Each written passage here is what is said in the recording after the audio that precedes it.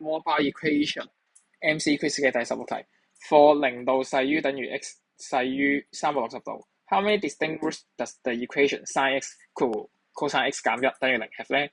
咁所以呢題其實我哋直接可以寫做 x sin 等於0，或 cosine x 減1等於0啦。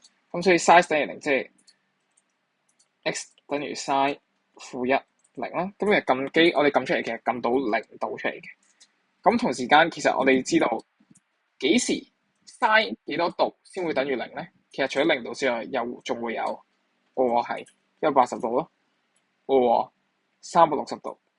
好啦，但係睇睇題目先。題目話360度 O 唔 OK 啊？唔得，因為冇一個等於符，0度就 OK。咁所以0度180度都係，咁360度就 reject 咗佢啦。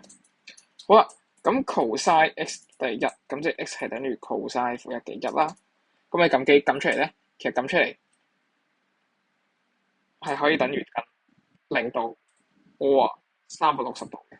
咁啱啱都講咗咯，360度係一個唔允許加晒嚟嘅，咁所以360度都要寫佢 reject 咗佢。咁所以 cosine 都係得0度嘅啫。